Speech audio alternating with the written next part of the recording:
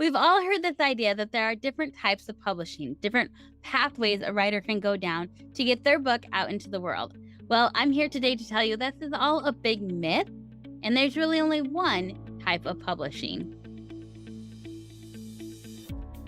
Hi, my name is Rachel Fehrenbach. I help writers get their novels into the hands of a reader.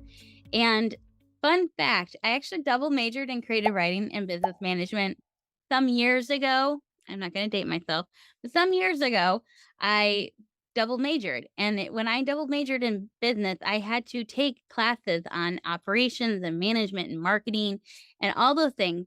But it wasn't until in the last couple of years that I started learning this whole new world of online business, because when I was in college, that was not a thing. That was just beginning. Like it was just getting off the ground. So in the last couple of years, I've really dived into this idea, this concept of online business and online marketing, and I love it and am fascinated by it. But it was in that world of really learning about that I realized that this idea about multiple publishing types is actually a myth. And there's really only one publishing type. And spoiler alert, it's the same process that every business goes out there and does day in and day out. They start with a product, they develop it, and they get it to their customers. It's really no different in the publishing world. The thing that is the myth is who the publisher is. You are the publisher, and the only type of publishing out there is you deciding to publish your novel. You are the one who publishes that product. You created it, you do the research, you do the development of it, and then you decide to manufacture and distribute it. And that's where things that we call types of publishing come into play. But it's important that you know that at the beginning of it all, you are the publisher. And the only difference between these different types that we're talking about today is how much creative control and profit you decide to let go of in exchange for the services that the contractor that you decide to use. In such case, it could be a publishing house. In other cases, it could be a hybrid. In other cases, it could be a freelancer that you hire. Whatever it is, you decide how much creative control, how much profit you give up in exchange for the services that that contractor renders. It is no different than any other business out there. And the and it's important that you understand this, that at the beginning of this whole thing, when you get this idea for this product, for this novel, and you decide that it needs to get into the hands of your customer, your reader, you take on the publishing role. You are the publisher. You are the one who has decided there's a product that needs to get to the author. I mean, you are the one who decided there's a product that needs to get to the reader. The reader has a need. You have a product that's going to fill that need, and you need to figure out how to get it to them. You are the publisher, you are the business owner. You have all control at the beginning stage. Your job at this point, when we start talking about getting published, your job is to figure out how to get that novel manufactured and distributed. That's what we're talking about when we're talking about different types of publishing. They're not really different types of publishing. They're different options that you, the publisher, have to manufacture and distribute your product. And this becomes really important because, like I said, the only difference between these is how much creative control and profit you decide to give up. Now, before we go any further, and I am going to dive into each one of these that we typically think of as a type of publication or a type of publishing, I really want to show you how this is actually just all the same process. They just fit into the manufacturing and distribution side of things. We're going to go into each one of those. But here's the thing I really want you to understand: you have the control, you are the publisher. That is the same no matter what you choose to do. And I want you to know that whatever you decide to do for your product is your decision. And whatever you choose to do is a good decision for you. You have to make that decision. Nobody can tell you what the best decision is for you. But my goal here with this podcast episode, with this moment in time when I'm talking to you, is to give you a good understanding of what it is that you're about to enter into, to give you a good understanding of how it all works. Please hear me. I am not saying that one is better than the other. I am just saying, please be aware of what this actually means when you choose to go with a traditional publisher, when you choose to go with a self publishing route, when you choose to go the hybrid route, when you choose to go the indie route. When you choose those options as your manufacturing and distribution options. Now, so often we make these decisions for publication with our hearts because we are writers and we have these ideas in our head, and it's a creative process, and it feels like this thing that's out there that we have to protect and honor, and it's sacred, and it is all those things. But at this point in the game, when you get to this point where you're like, I need to get this published, you are no longer making an artistic decision. That happened when you decided what this idea for this product was. That happened when you decided, you plotted out your novel, you developed your characters, you titled it, you delved into it, you made sure you revised it, you poured over it, all those things. That was your creative decision making process. You are now in a stage of business making decisions. And as such, you need to have your business hat on when you are listening to your options out there. You are the publisher making these decisions, and you need to be aware of that. Okay, now that I've preached at you for a few seconds there, let's kind of pull back the layers on these different types of publishing, so-called types of publishing. Let's pull back the layer, like pull back the curtain a little bit and plug it into this process. Now remember, I'm saying that there is only one type of publishing, you publishing your novel, just as there's only one type of business process, a business developing a product for a customer and figuring out how to manufacture and distribute that product to the customer. It's the same thing. That is what you are in. I'm not saying that the only type of publishing is self-publishing. I want to make that clear. What I am saying to you is that the only type of publishing out there is you creating a product for a consumer and trying to figure out how to manufacture and distribute that product. So let's kind of go into what each of these would be, where they fit in the publishing process. And let's start with self-publishing because I think this will kind of help you see as we go through the different ones. If we start with self-publishing, if you decide to continue to be the publisher, that's what self-publishing is. You decide to continue to be the publisher. If you decide to go this route, you're going to have to pay manufacturing costs out of pocket. You're going to have to pay for editing services, cover design, layout, and yeah, all of that. You're going to have to pay for those. You're going to find contractors, freelancers that you contract to do those services, and you're just going to pay them for the services that they rendered. Then you're either going to pay upfront for the print cost of the books by ordering a bulk order of books. They're either like a print shop or Lulu, or you're going to defer the cost of printing as part of like a revenue share. And what I mean by that is by using something like a print on demand, like Amazon KDP, when a book is sold, Amazon takes a portion of to cover print costs for that book, but you're not charged for that upfront because it's a print on demand. Those books are not printed until somebody buys it. And that's why the cost of that printing is taken out of the revenue of the book. You also take on the distribution of yourself at in-person events, online orders, fulfillment through your website, or you can use a distributor and pay them a percentage of the book revenue. So that's like what Amazon does. They take a portion for distributing the book everywhere. After the manufacturing and distribution costs, you retain all the rest of the revenue. This is what's considered profit.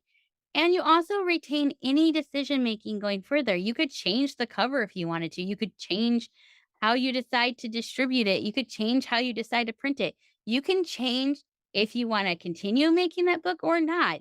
You could decide to make different versions of it. You could decide to revise it.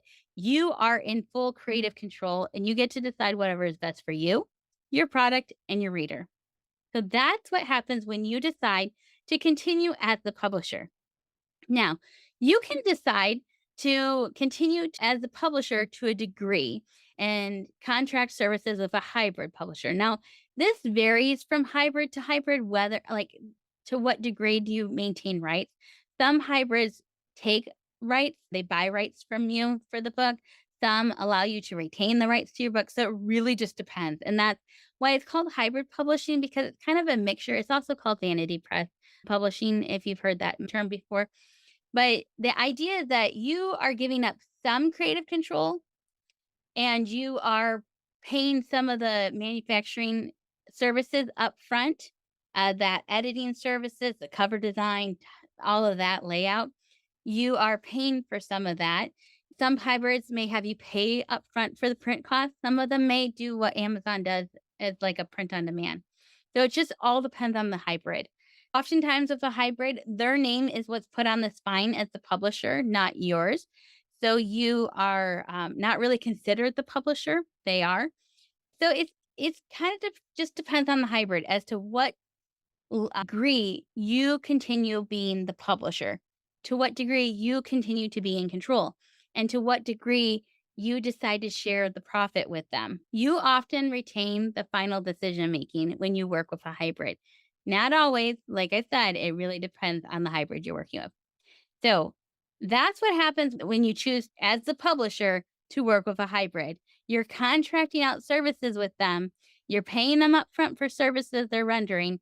You are agreeing to give up some kind of control and allowing them to put their name on the book. Sometimes they'll require you to order author copies and have other requirements. So it just really depends on the hybrid, which is why you really need to make sure that you understand what kind of contract you're getting into with them.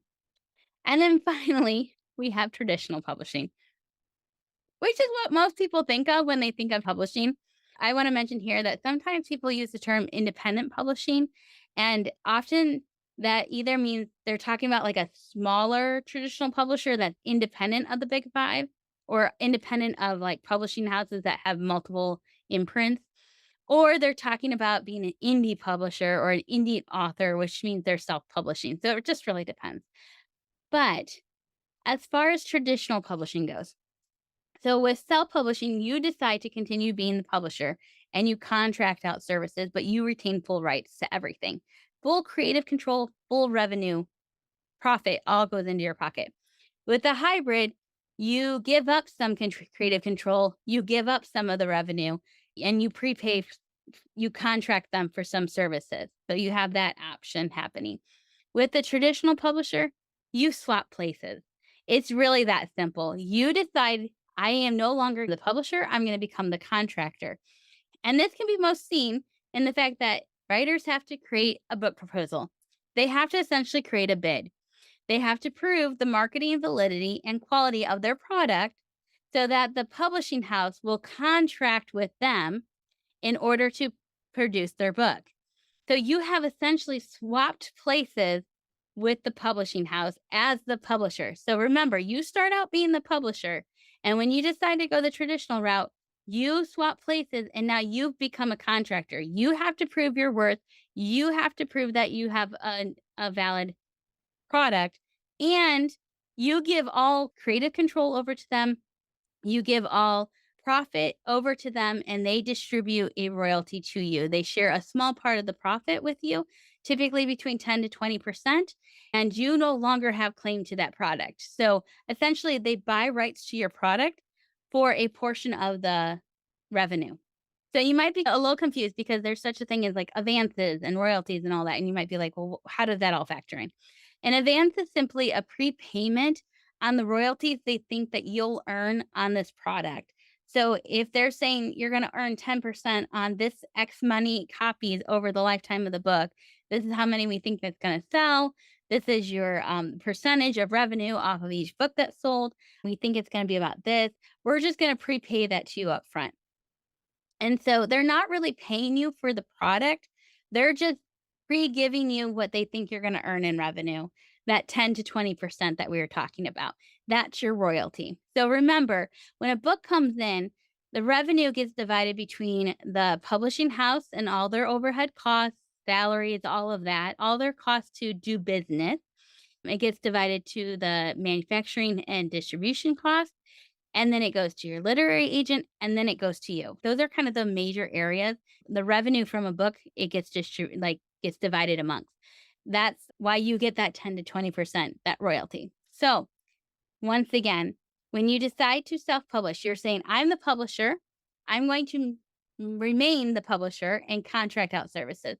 When you hybrid publish, you say, I'm the publisher. I'm going to kind of give up some of that creative control and some of that revenue to another publisher and pay them for some services so that my book can, and so that I can utilize their services that they offer. That's what you do with hybrid. For traditional, you're saying, I no longer want to be the publisher. I'm going to contract out to this publishing house, and they're going to give me a small portion of the revenue in exchange for my book. I hope you're beginning to see how you are actually the publisher, that there's really only one way for this to happen. You create the product and you have to get it into the hands of your reader. You are the publisher. There's only one type of publishing, you getting your book to your reader. Now, how you decide to manufacture and distribute it, that is your business decision as to how much creative control and revenue you want to maintain. Now, I do want to circle back because when I was telling you the different areas of business I studied when I was majoring in business, I had mentioned marketing. And this comes up a lot because more often than not, when writers get to that marketing side of things, they expect the publishing house, whether that's a traditional publisher or a hybrid, to do the majority of the marketing work. And this is not actually true. It's very rare for writers to get a full marketing support from the publisher they're working with. So, how it works in each of the different types of publishing, we'll keep using that term. With self-publishing, remember you're the publisher and you're contracting out services and maintaining the revenue. Now, you could choose to contract out the marketing, or you may continue to just lean on the author platform that you've already done and already been building, and you really lean into that and do that in-house. Or you could go with your hybrid. Sometimes hybrid publishers will provide some marketing support. That's something you can contract with them. So look into that. See if that's something they offer. If not, you're going to have to still, once again, rely on that author platform to help you get the word out about your book. With the traditional publisher, same thing. Sometimes they give you marketing support. The majority of time they don't. It's very rare to get like a big marketing package from them, a lot of marketing support. So once again, you have to do the legwork. You have to be building that author platform, and you're going to have to rely on that once that book's out to really lean into those readers that are already there ready for your book to help you with word of mouth marketing to tell others about your book, which is why you can't wait. You can't wait no matter which type of manufacturing and distribution you decide to go with, whether it's traditional, hybrid, or self, it does not matter. You still need to build that author platform. You need to get readers ready for when you publish your book. So, I know that probably sounds overwhelming. It probably sounds like just something that just feels like it's a monstrous task that you don't know how to happen between the timing of it all, the content of it all. You don't know how to make it happen, which is why I created a resource for you called the Write and Rally Planner. It's meant to help you protect your writing time while building your author platform, while rallying that reader, having that reader there ready to go for when your book releases so that they can help you with word of mouth marketing because we know the number one type of marketing out there is word of mouth. And so we want to have those readers ready to go for when our book releases. And so that's why I created that resource for you. And you can get your copy at rachelfehrenbach.com/planner. I hope today's episode was eye opening for you. I hope it was empowering to know that you are the publisher. You are the one in control. You get to decide. You are part of this publishing process from the very beginning. You're not getting published, you are publishing. And I hope that you leave here today understanding that and embracing that fully so that you can make the best business decision for you, your product, and your reader. I hope this has really helped you embrace that concept.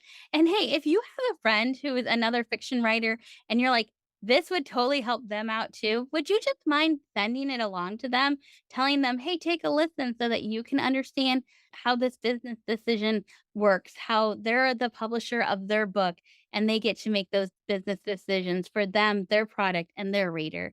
Would you mind doing that for me? I would really appreciate it. And I hope you join me back here next week as we continue this conversation on the business of Christian fiction.